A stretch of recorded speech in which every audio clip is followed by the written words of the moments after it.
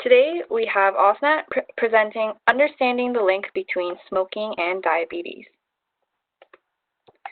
If you're interested in obtaining a letter of completion for this Teach educational round, please make sure you have registered for the webinar and completed the pre-learning assessment, signed in with your first and last name when joining this session, and complete the evaluation and post-learning assessment after this webinar, which you will receive a link for by the end of tomorrow.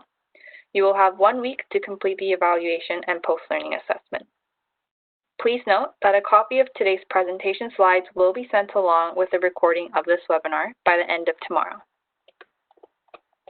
This webinar is being live tweeted on Twitter. You can follow us at PSQuitSmoking and use the hashtag TeachWebinar to post or read questions.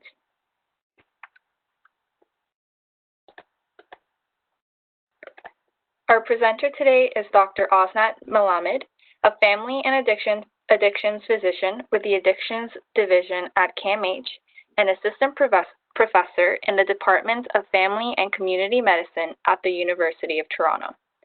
Osnat is also a clinician investigator with research interests in tobacco addiction and the intersections between substance use, mental health, and physical health.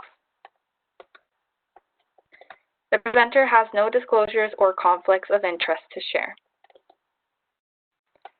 Potential sources of bias have been outlined on the following slides. Have been mitigated by making this information accessible and available to all participants. Please note that the contents of the Teach educational rounds are centered on evidence-based guidelines from the following sources. These materials, as well as the verbal presentation and any discussions during the webinar, are only general principles and they do not replace the need for clinical assessments or treatment plans by healthcare professionals.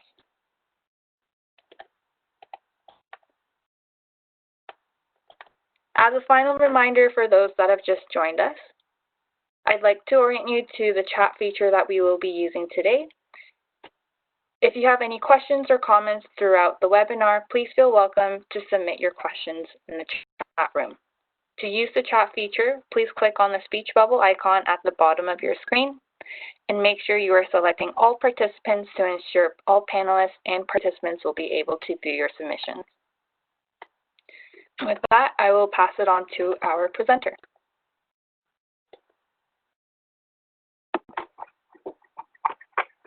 Hi, good afternoon, everyone.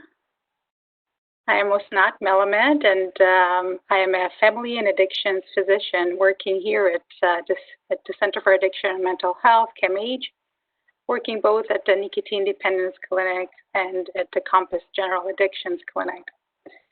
And I'm very glad to have this opportunity to speak with you today about the link between smoking and diabetes. And I'm very happy also to see that we have a number of participants, clinicians, I assume, joining us from all over the country. I know that these are very difficult times for front-line healthcare providers, and I'm sure all of you are working very hard due to COVID. So thank you for taking the time and joining this event today.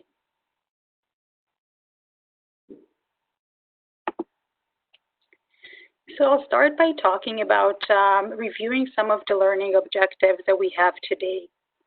So initially, we want to talk about the relationship between smoking and the risk of developing diabetes. And we'll review some of the studies that have looked at this association.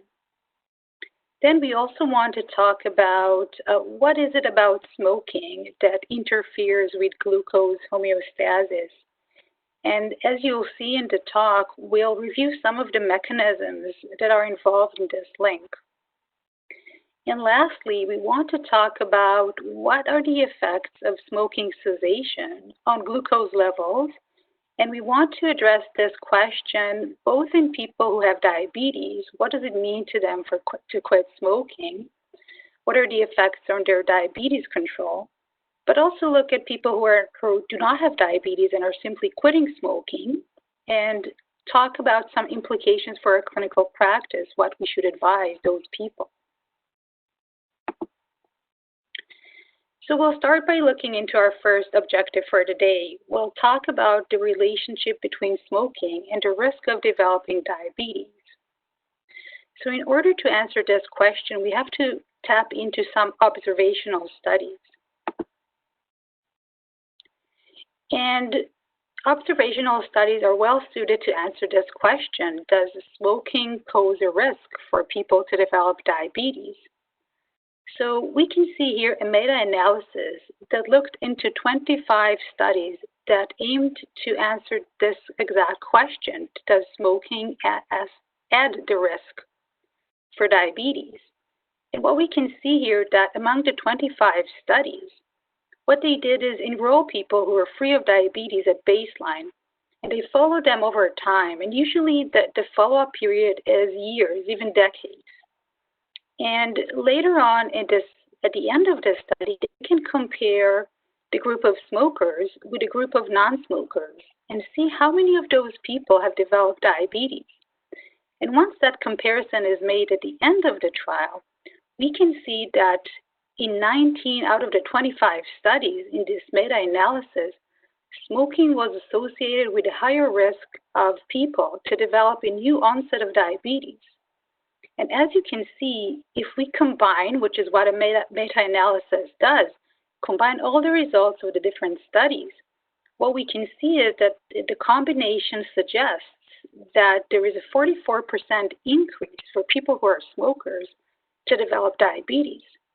Interestingly, 6 of the studies did not find this association. They found that there were similar risks between people who are smoking and people who are not smoking, but the combination of those 25 studies together yielded the very convincing result that there is an increased relative risk of 44% for people who are smoking to develop diabetes. Another interesting finding in that meta-analysis was that not all smokers carry the same risk. What we can see here is that heavy smokers, particularly those who smoke more than a pack a day, had a much higher risk compared to those who were light smokers and smoked less than a pack a day. So we can see that heavy smokers had an added risk of 66% compared to people who are non-smoking. And lighter smokers had about a 29% increase in their risk to develop diabetes. And if we think about our previous slide, that 44% was the group of all smokers. So some of them were light smokers and some of them were heavy smokers.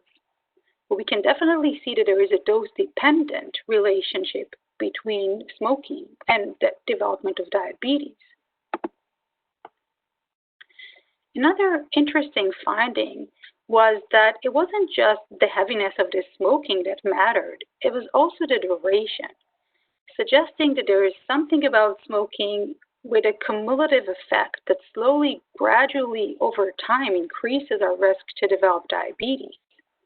And what these studies suggested was that smoking over 20 pack years was linked with the highest risk to develop diabetes. So if potentially I'm a young person who quit after 5 years of smoking half a pack, my risk is not very much. But if I'm a heavy smoker who smokes 2 packs a day for the past 30 years, then my risk is considerably higher. So after we've seen that there is an increase in the risk for smokers to develop diabetes, we want to review some of the mechanisms. What is it about smoking that makes people at risk to develop diabetes? Or understand how smoking interferes with glucose homeostasis. So there isn't one simple answer. In fact, there are multiple mechanisms that link smoking with an excess risk of diabetes. So tobacco smoke has multiple components. This could be carbon monoxide, this could be nicotine, this could be some toxic substances such as acetaldehyde, free radicals, reactive oxygen species, and also different heavy metals such as cadmium, arsen, and lead. And all those components have different effects. Some of them, like heavy metals, for example, are known to have toxicity over beta cells in the pancreas. So maybe there's some direct influence of those toxic chemicals in tobacco smoke on the pancreas, leading to eventually the pancreas not working, not functioning properly, and to diabetes.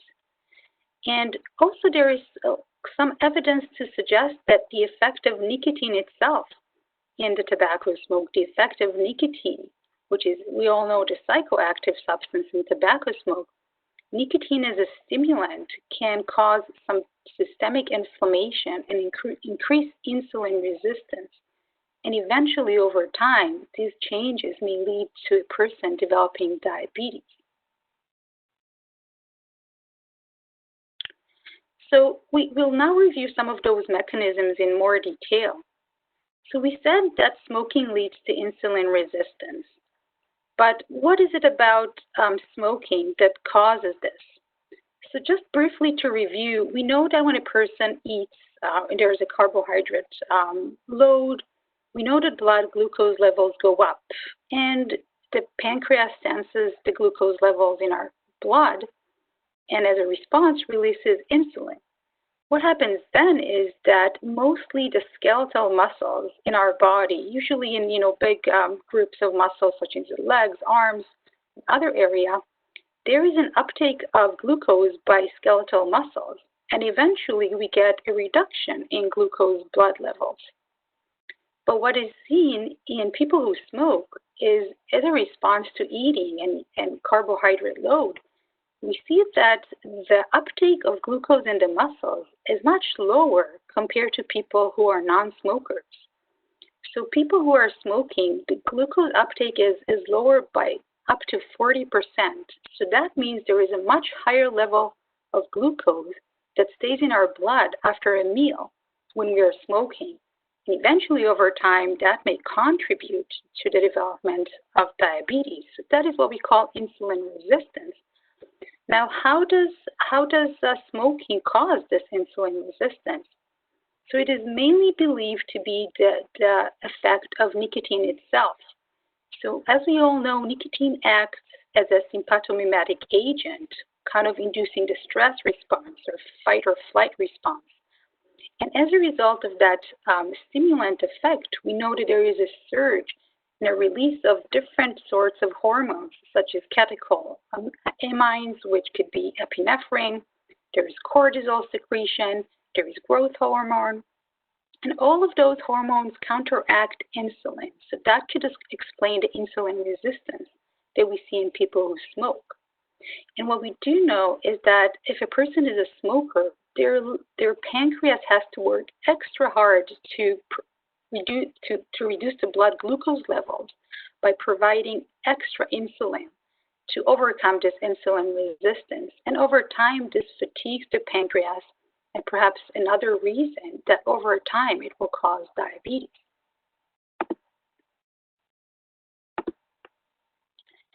Another mechanism we want to talk about is smoking and central obesity. So we know that central obesity or abdominal obesity is a deposition of fat in the abdominal area around the umbilicus.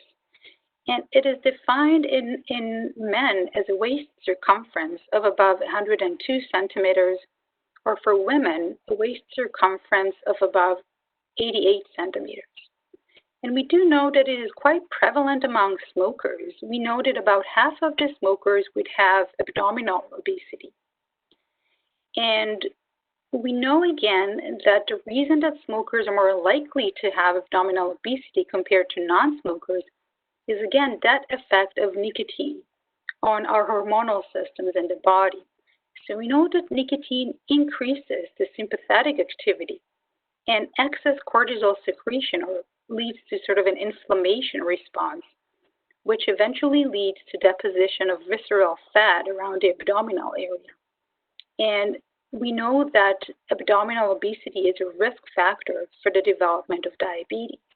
So again, we see another mechanism that links nicotine inside tobacco smoke with diabetes. This is another mechanism that has been found to link smoking, or nicotine in particular, with diabetes. So what we see here is that it was found that on pancreatic cells, on the beta cells in the pancreas, there are nicotine acetylcholine receptors, nicotinic acetylcholine receptors. And those are receptors that, in response to being bound by nicotine, they reduce insulin secretion from the pancreas.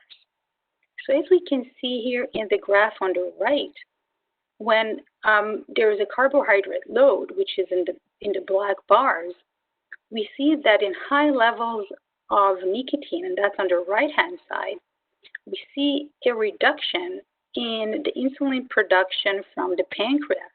So apparently nicotine has a direct effect on the pancreas to reduce insulin secretion. And again, this is in line with the fight or flight response. We want in stress response, we want our blood levels of sugar to be high so we can function better.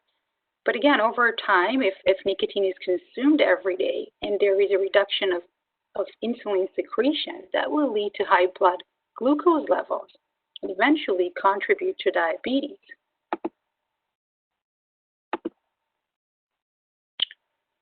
This is another interesting mechanism that I want to share with you. So, as we said, we know that smoking is linked with diabetes. So one of the findings is that there are some toxic components in tobacco smoke, mainly heavy metals such as cadmium and arsenic. And those toxic heavy metals, they interfere with the function of the pancreas by causing fibrosis and also causing destruction of the normal architecture, destruction of the beta cells in the pancreas.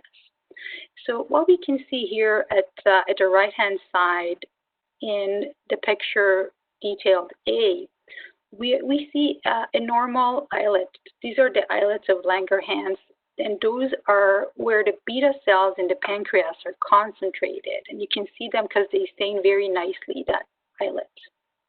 What happens when people have inflammation of the pancreas or chronic pancreatitis, and that we can see in the picture that's labeled B, we can see that it's at the beginning of the destruction of that normal islet architecture. We see it all over the place a little bit. It's no longer a nice islet like before. It's broken down. But interestingly, if we look at a person who has chronic pancreatitis and they're also smokers, we can see a much greater destruction. It's we're hardly able to recognize the normal architecture. Those islets have been destructed. And in addition to the destruction of the islets, what we see is fibrosis. So there is a very detrimental effect of tobacco smoke on the healthy architecture of the pancreas, leading to fibrosis. And eventually what happens is that the pancreas is not able to release insulin as before, leading to diabetes.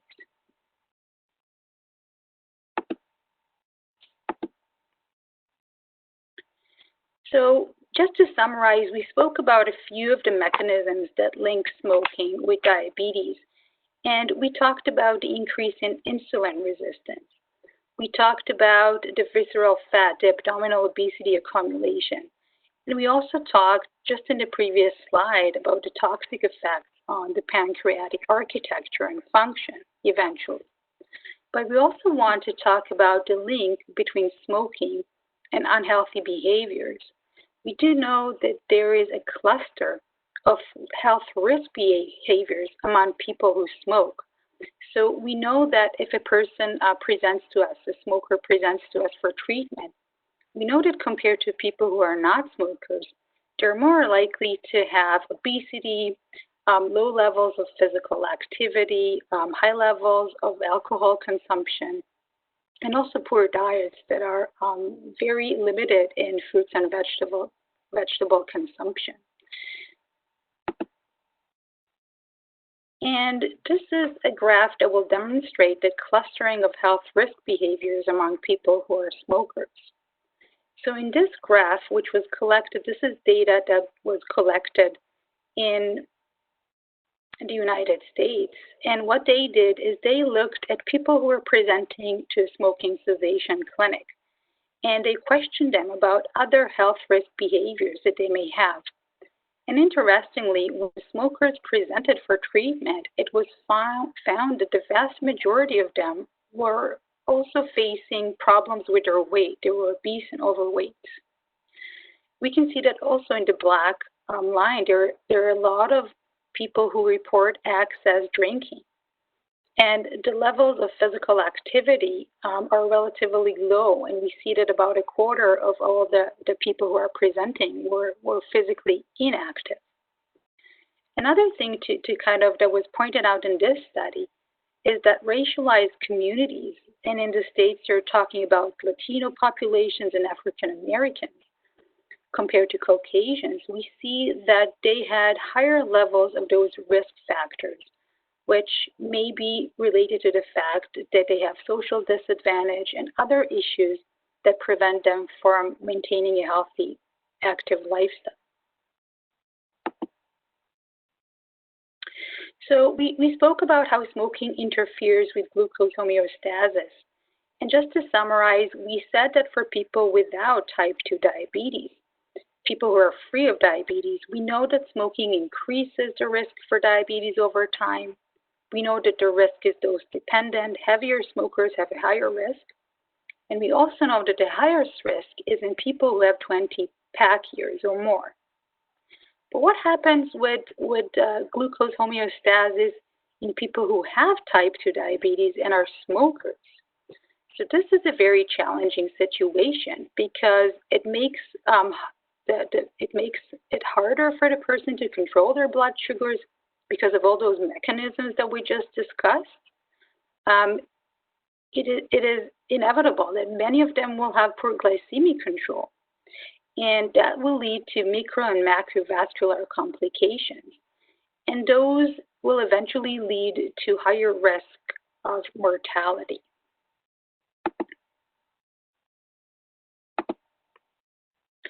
So let's talk a bit about complications among people with diabetes who are also smokers. Why do we see might we see more complications in people who smoke? So we want to remember that nicotine causes increases in blood pressure, and we talked about how nicotine is a stimulant and it causes a surge in release in catecholamines, which within a few minutes of smoking a cigarette, for example, heart rate and blood pressure go up. And in diabetes, people with diabetes are extremely susceptible to changes in blood pressure, and this may damage the kidneys or the retina. And for example, we do know that the target blood pressure for people with diabetes is lower compared to the general population. So for people with diabetes, we want their blood pressure to be 130 over 80, and not 140 over 90, such as in the rest of the population. So definitely being a smoker or a heavy smoker, that will make it more difficult to keep that blood pressure in the lower range. We also know that smoking increases levels of carboxyhemoglobin. That results in tissue hypoxia and platelet aggregation. And that is especially detrimental for people who have peripheral vascular disease and neuropathy.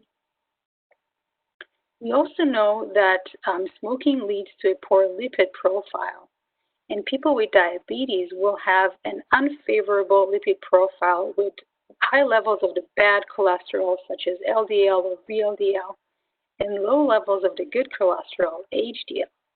And eventually this leads to expedited or accelerated deposition of atherosclerotic plaques, which causes, as we all know, myocardial infarctions, strokes, and peripheral vascular disease. So let's talk a bit about this double whammy. This is people who are both have diabetes and smoke. So they have two major risk factors that are linked with adverse health outcomes. So let's talk a little bit about the combination of these two risk factors, this double whammy. And I'd like to share with you this meta-analysis that was published in 2013. And what this meta-analysis wanted to show was how difficult or how bad the combination of these two risk factors are So they only looked at people with diabetes, and they compared two groups. One group was people with diabetes who were not smokers, and the other one was people with diabetes who were smokers. And as we can see, the results are very, very grim for people who have diabetes and are smokers. And as we can see, when we're looking at the association of smoking and all-cause mortality, again, you can see that almost all of the results are the right-hand side of the graph, which means that the group of people who are smokers have had higher mortality rates, and the risk was increased. In fact, we talk about a 48% increase in mortality, which is a staggering number. The same meta-analysis also looked specifically, not just with mortality, but what happens to myocardial infarction events? Do people with diabetes who smoke have more of those events? And the answer, of course, is yes. They had a 52% increase in risk to experience a myocardial infarction. Again, another staggering result. Same thing in the same meta-analysis, looking at what happens when people with diabetes smoke. What is their risk to develop a stroke? And again, same results. You can see that most of the studies are on the right-hand side, indicating that there is an increase in the risk for people with diabetes who smoke to have a stroke. And they culminated in 44% increase in the risk of strokes. Just another graph to kind of visualize the adverse health effects of this lethal combination of having both diabetes and being a smoker. So the bars, this graph shows mortality rates, and this is from the Nurses' Health Study that was conducted in the U.S. In the early 2000s. And what we can see is that diabetes in and on itself is linked with greater mortality rates, and this is of course not new to us. We know the diabetes, because of the ill effects on endothelial dysfunction, is linked with much more, heart disease, strokes, kidney disease, etc. So we're not surprised to see that the black bars are much higher compared to the white bars. The black bars indicate that people have diabetes, and the white bars indicated that the nurses are without diabetes. But interestingly, we can see that in the case that people, that some of the people here in the study were smokers, we can see that there are staggering numbers of mortality rates compared to those who are non-smokers. So I'll try to kind of see if I can get this pointer to show everyone. So we're talking about mortality rates. This is for women who do not have diabetes and are not smokers. And this is the mortality rates 5 times for those who have diabetes but are not smokers. Now, what happens if we, for people without diabetes, if they're smokers, we see an increase in the mortality rates. But once we talk about people with diabetes, once we go up this area into the people who are very heavy smokers, we see a tenfold increase from people with diabetes who are heavy smokers compared to people without diabetes who are not smoking. So this is a staggering number and a staggering increase. And here again, we see somewhat of a dose-dependent response, where the more you smoke, the more likely you are to have complications from your diabetes and increasing mortality rates.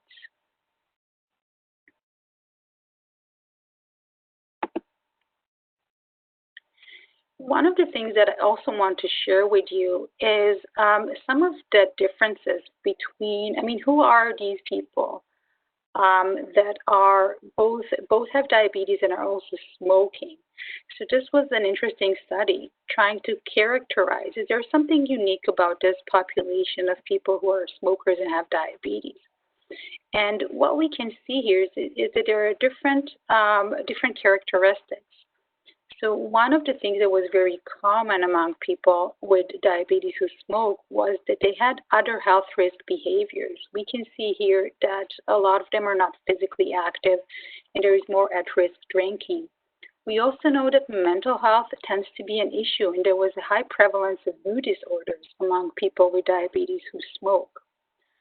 We also want to keep in mind that there are some negative social determinants of health in this group as well. So we know that many of them were unmarried. We know that they were less educated, and they came from racialized groups. And of course, this really has a strong implication for our approach to working with this population. So initially, besides smoking cessation, we need to think about those other things. We need to provide a holistic approach, address mental health, address other health risk behaviors, perhaps heavy drinking that is prevalent in this group, but also perhaps make sure that we have a culturally adapted program for smoking cessation. Because it seems that these populations, people who smoke and have diabetes, are concentrated among racialized groups.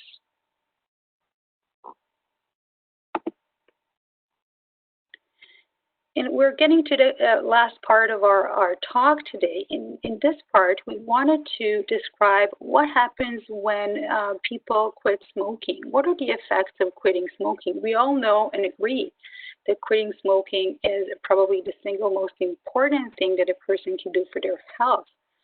But what are the effects of quitting smoking on the glycemic control of individuals with diabetes? Or what does it mean for people without diabetes? So let's initially talk about what happens after quitting smoking for people without diabetes. So we want to talk about information that was collected in the atherosclerosis risk in communities cohort studies, and it followed around 10,000 individuals from 4 different communities in the United States. And what they did is they followed individuals without diabetes over time and recorded new cases of diabetes. So if you remember, this is very similar to what we spoke about initially in our conversation today, that we know that people without diabetes or smokers have a higher risk of developing diabetes. So in this particular cohort study, they looked at something interesting. They said, okay, what happens to the people who quit smoking? And of course, we can naturally assume that quitting smoking is good for you, and maybe they wouldn't have that risk of diabetes compared to those who are continued smokers. But interestingly, what was found in this particular study is that the highest risk for development of new cases of diabetes was actually found among people who were recently quit. And that risk was actually higher than the risk for people who continue to smoke. This is sort of a paradoxical outcome, right? We don't expect for people who are quitting smoking to have an added risk compared to those who remain smoking. And they also pointed out that the risk for type 2 diabetes peaked at 3 years after the quit and gradually decreased as year from smoking cessation continued.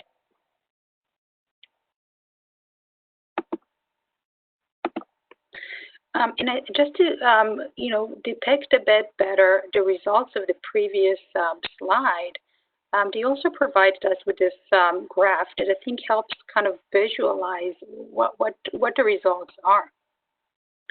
So as you can see in green here, this is the risk for people who were never smokers to develop diabetes, and all the other groups are compared to this group. So this is basically in green here. This is the risk for diabetes in people who have never been smokers over time. And just like we discussed in the beginning of the talk, when people are currently smoking, we know that there is an added risk. In the meta-analysis, it was 44%. Here it was more close to 30%, but still an increase in the risk of current smokers to develop diabetes over time. But I think the most interesting finding in this study was that people who have been recently quit, and as you can see, they have been quit for less than 3 years, look what happens to the risk of developing diabetes. There is a surge, a higher number. It's estimated to be around 70% increase in the risk to develop diabetes in that short term after quitting smoking, the first 3 years after quitting smoking. And what we can see is that this risk slowly goes down as years from smoking cessation pass. And eventually, after 10 to 12 years, this risk goes down and equalizes the risk of people who are never smokers.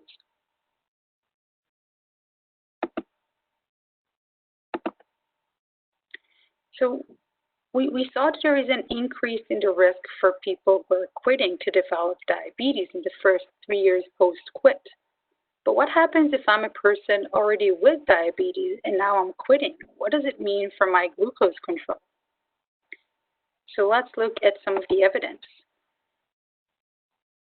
So we want to answer, does quitting smoking undermine glucose control in people with type 2 diabetes?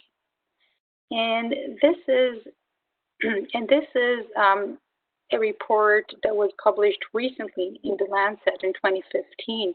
And what they did is took people from the THIN database, which are people who are in primary care settings. So they're seeing their family doctors, their nurses, their healthcare teams, just for regular diabetes control in the community. But because everything is in database, we're able to kind of trace what happens to their blood glucose levels before and after quitting. And interestingly, and very similar to the results seen in people without diabetes, when people with diabetes quit smoking, we see a transient increase in blood sugar levels. And this is especially in the first year after quitting, and then gradually reduces over 3 years after quitting. And there is a graph in the next slide just to show those results. Okay, so in A, we can see that these are people who continue to smoke, and on the other hand, we see people who have quit. So when people continuing to smoke, we see a slow increase in their glucose control levels, blood glucose levels. And that can be probably explained by the continuation of the ill effects of smoking on the pancreatic function and on insulin function in our body. So slowly over time, we see an increase in people who are continuing smokers, but no dramatic changes over time. I think the most dramatic changes are seen when people quit smoking, which is the dotted line here. So as you can see, before they start off very similar to smokers, but what happens when they quit? We see this surge that lasts for about a year, 2 years, 3 years, until it turns a corner and start going down, eventually going much lower than this group. So this is an interesting observation. What is it about quitting smoking that makes blood sugar levels go up in people with diabetes? So we may have a person in the clinic who has diabetes and is presenting for smoking cessation. And a person might ask, why should I quit smoking if my blood sugars will go up? Maybe quitting smoking is not good for me. So I think we should all be comfortable with providing this information. And this is, again, from a study looking at mortality rates among people with diabetes. And what we can see is that when smokers quit smoking, there is a reduction in mortality rates compared to people who stay smokers. There is a reduction for people who quit. So definitely, even though blood sugars transiently go up for a year or two after quitting, we know that regardless of that transient increase in blood sugar levels, we know that mortality rates or hazard ratios for mortality are going down. So even though there may be some deterioration in glucose control, there's still a net benefit on mortality. So I think this is extremely important to understand and share with our clients. And these are kind of the tips that we want to share with the people that are coming from smoking cessation. We want to emphasize that the reduction in mortality is independent of changing glucose. We also want to reassure that this is a transient phenomenon. It happens usually just in the first couple of years after smoking, and eventually blood sugars will go down. And we also want to, tell people that usually for many, quitting smoking is one step towards adopting a healthier lifestyle. And we hear that quite often, that when people quit smoking, they tend to be more physically active over time, their diets improve, eating more fruits and vegetables. So definitely quitting smoking can be this gateway to a healthier lifestyle. We want to remember that. And this is a bit of kind of the counseling that we want to give for people with diabetes who are quitting smoking. So we want to talk about, a healthy diet and physical activity right early, in the course. We do know that quitting smoking is associated with a weight gain of 10 to 14 pounds on average. And this is partly the reason why we see those increases in risk of diabetes after quitting among people without diabetes, and why we see a deterioration in glucose control in people with diabetes who recently quit. And I think all of you who are working with people who are quitting smoking, we do know that the first couple of months there is kind of this, preference for sweet foods, for palatable foods to kind of, ease craving and urges of smoking. And many people indeed overeat and gain quite a lot of weight in that short period after quitting. And this is partly why we see those increases in blood glucose levels. So it's important for us as healthcare providers to discuss this with our patients and promote healthy diet and physical activity. We also want to be helping these people monitor their weight. So when they come to clinic, monitor the weight before, during, and once we see the trend towards weight gain, we want to promote, again, those kind of preventative measures of healthy behaviors. Another thing that we want to talk about is, monitor for hyperglycemia. We just spoke about it in the past few slides, why hyperglycemia might happen, could be related to eating palatable foods. But we also want to talk about the opposite. So some people, especially those who are taking insulin or insulin secretagogues, they may be prone to hypoglycemia. And this could be related to the effect that insulin resistance may change. So before, when I was smoking, I had quite a lot of insulin resistance. But all of a sudden, when I'm quit, my insulin resistance gets better. And I might find myself, if I continue to use the same dose of insulin, I might find that the insulin seems to be working better. And this is usually, if we see hypoglycemia, that is usually in the first weeks, or I would say first month, maybe 3 months post-quitting. So this does not last for a very long time, but people, as I said, especially if they're treated with insulin, should be more vigilant and more frequently testing their blood glucose levels. And of course, if we feel that diabetes control is getting, very, very complicated, people are not able to get control after quitting, good glucose control, of course, we want to refer them, in case they're not involved yet, to diabetes educators, endocrinologists, and other specialists that might help them. So I think this is my last slide for the talk, and we have about 15 minutes for some questions.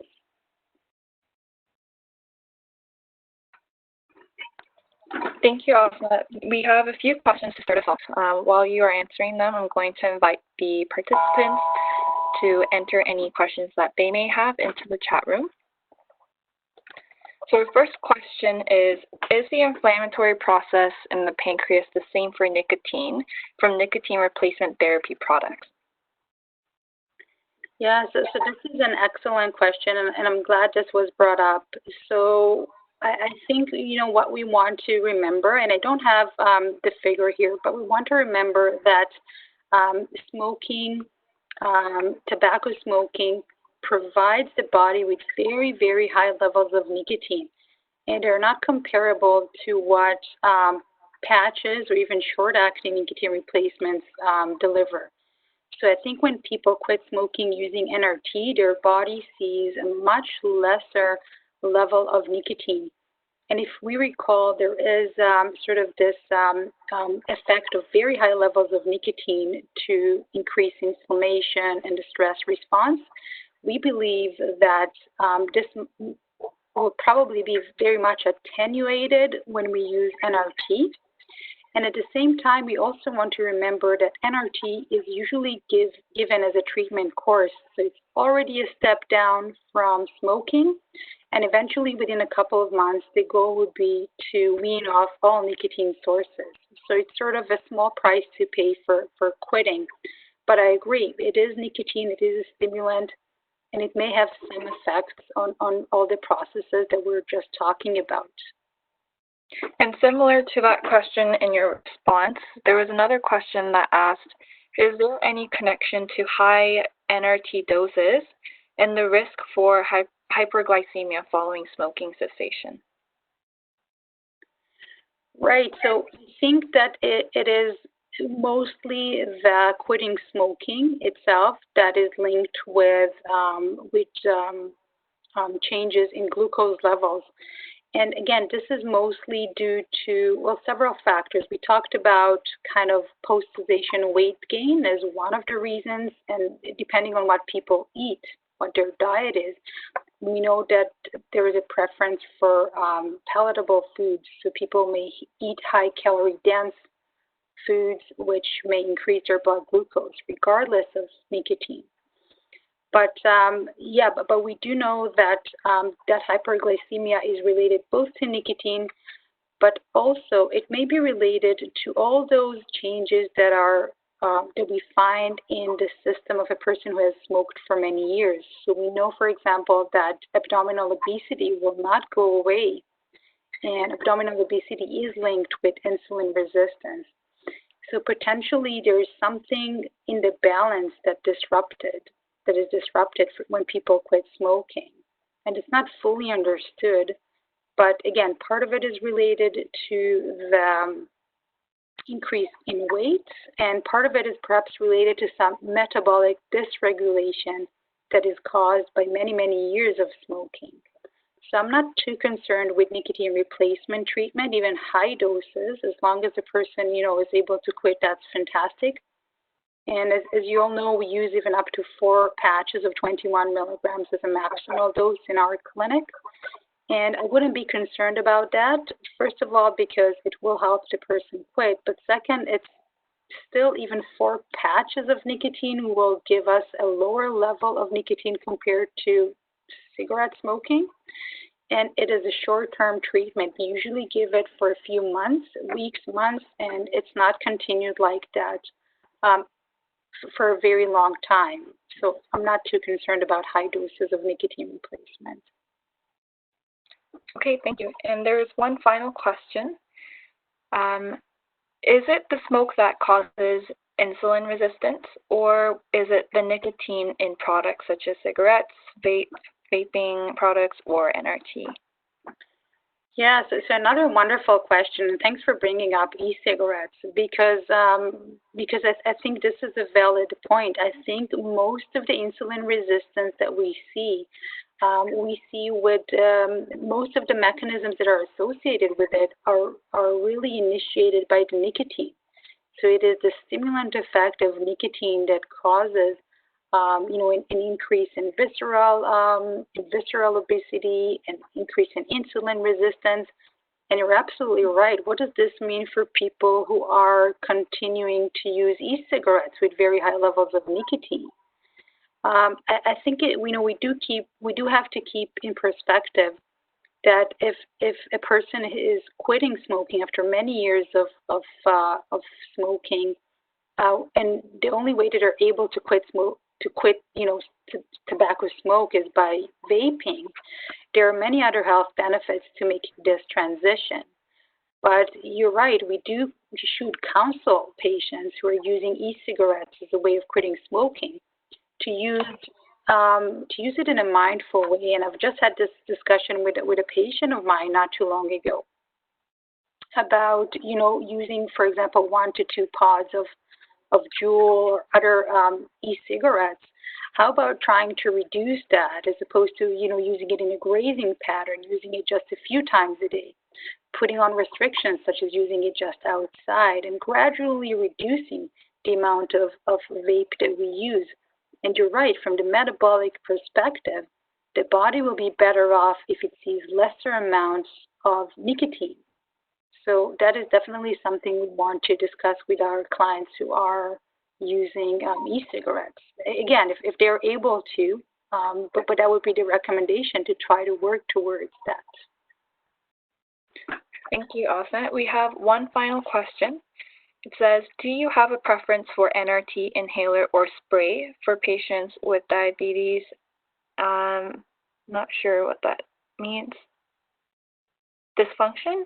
I'm not sure. Rita, can you please, do too. Okay, do you have a preference for NRT inhaler or spray for patients with diabetes type 2 due to sugar in NRT gum or lozenges?